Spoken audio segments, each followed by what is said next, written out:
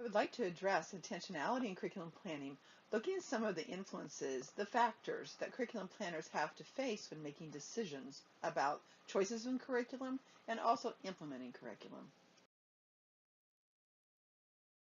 It's important to talk about the planning context, all of the aspects of the program that must be taken into account before deciding on a curriculum model or approach and how it affects implementation. It's important to look at the organization of the day, the purpose of the program. Is this a full day program or a half day program? There will be some variability in the schedule and even some of the physical features of the environment. The age of the learners are important. Having a multi-age group will bring different kinds of features and factors into play versus having a single grade or single age in a program. When you look at the planning format and what's required, are you doing lesson plans, activity plans within centers? Are you planning on a daily basis or doing an overarching weekly plan? The types of assessments will have an impact on the decisions that are made when planning for curriculum. Play-based assessments that happens in the authentic play experiences or other kinds of standard tools, including things like teaching strategies gold. The physical setting has a lot of different factors, and so I'm going to point out some of these by including some visuals on some of the next slides. We'll talk about the requirements for organizations, such as required centers, requirements for equipment and materials, requirements for instructional strategies, and standards, guidelines, or outcomes. When considering the planning format, there may be certain requirements of choosing a curriculum model or approach that requires you to use a certain type of planning. The one on the left-hand side is actually based on a Marzano approach, and so some schools and some programs use Marzano, and they would have to be required to use that format. The other one that I chose to look at was a Montessori planning form. So you can see the areas of language, math, sensory, practical life. And so that kind of planning would be required in a program that adopted a Montessori approach. Again, when looking at assessment strategies, some programs like Reggio Emilia inspired programs make learning visible or use documentation panels, photographs, captioning on a regular basis to communicate. Some of those have been moved to online formats, but traditionally they've been within the community, within the program, so parents can look at those things when they pick up their child or drop them off.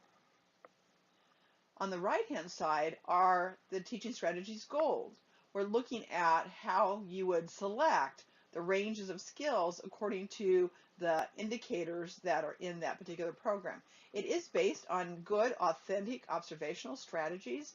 Then you enter that data, but then you do select and look at the developmental continuum and make a selection within that format as to how the child is performing, whether it's age appropriate, above, or below what is expected. One of the requirements to take into consideration is the organization. Certain curriculum approaches require the room to be organized in a certain way, as I've talked about Montessori, with specific materials that must be selected. They're uniform across, actually internationally. Or in this case, looking at the requirements for creative curriculum, which you see on the screen right now. The 10 centers that are indicated as important and that must be planned for when using that curriculum approach that is creative curriculum. Another requirement that may occur when adopting a particular curriculum is the equipment and materials that are selected. In this case, one of the most specific would be the Montessori program. You would see these same materials internationally in different programs. These are actually some of the materials in the 3 to 6-year-old range that you would find in Montessori programs, as I said, throughout the country and throughout the world. Another area of requirements that must be taken into account are the instructional strategies. Different curriculum models and approaches have implications for the types of instruction that will be done. A project approach will be very child-centered, as you see on the left-hand side where the children have designed the recycling bins and they're putting the items on there in this process. And so they're highly engaged in this, creating the materials, and it comes out of their interest and the relationship with the teacher and supporting those interests over time. In contrast, the DISTAR, Directed Instruction System for Teaching Arithmetic and Reading, is a very dictated back and forth setting where it is a 20-minute lesson where there are questions and answers rehearsed back and forth. It's very structured. So that instructional strategy is what you would see in a program that has adopted DISTAR, which is more uniquely a subject-oriented curriculum. Another requirement that must be taken into account are the standards and guidelines that have been adopted by states or by organizations such as the diocese. In this case, the visual you see are actually Common Core standards. Nebraska hasn't adopted these, but many states around us have. So those Common Core standards have to be reflected in kindergarten programs, and in some states, they've moved into having preschool Common Core standards. So those would be something that must be taken into account when choosing that curriculum model and how you're going to merge the outcomes of that model with the Common Core state standards. Some other considerations are the aesthetics. Montessori versus a loose parts or Reggio-inspired classroom. You see on the left-hand side, this is a Montessori classroom. This is actually moved up into the 6 to 9-year-old range, so there's different materials than what you would see. For example, you see the globes, the geography teaching that's done. So you see it's very highly organized. Again, the materials that you see in this classroom, you would see in a similar age group in another classroom. Of course, the shelving and structure might have some differences, but the use of wood and natural materials and that aesthetic is definitely present in Montessori. On the right-hand side, you see the idea of using loose parts. Definitely this is something you see in Reggio-inspired programs, and there's actually a movement toward using loose parts in what you would say is a traditional preschool, but moving to this kind of aesthetic and this kind of interactive experience. Using natural environments, natural materials, but also just some interesting loose parts and pieces to explore.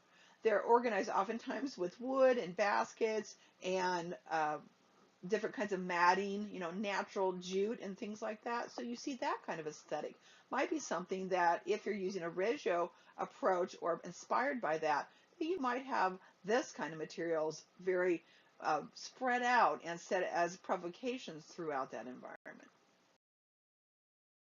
Other considerations for the approaches to learning. I thought this was very strongly done in the text, so I'm using some of the figures there to address some of the concepts that I wanted to talk about. You see in figure 6.5, this is the thematic unit. This is the idea that they emphasized about being top-down, where it's more teacher-planned. And yes, they do take into account the characteristics and the age and individual appropriateness of the curriculum, but this is the idea of using a concept map that you see on the left-hand side where the teachers have looked at the outcomes and they're doing the planning and brainstorming that goes along with it. Moving then into figure 6.6 on the right, where you're now getting more precise about what exact activities and experiences you might set up in the environment for exploration, what is large group, what is small group, what individual things they might find in the centers. So this is the top-down approach to learning, where the teacher is making good decisions based upon child development and understanding of children, but the decisions come from that top-down approach. So here's an example of what it might look like in terms of integrating across subject and developmental areas. So I found this visual, which I thought was very close to the idea of insects on the previous slide. And you can see the books are planned for them around this theme. Fine motor activities are planned, gross motor, even the foods or snacks, the sensory experiences. So it's not subject matter here, although we see subject matter often used in preschool and kindergarten approaches when we do thematic units. So this is an idea of integration that is, teacher decisions that have been made about what would be interesting and best for the children to do. In contrast, the discussion of emergent projects, the bottom-up planning with children, or based upon observing children and their interests, and then setting up situations and questions to gauge that interest and then move forward with the kinds of things that the children want to know.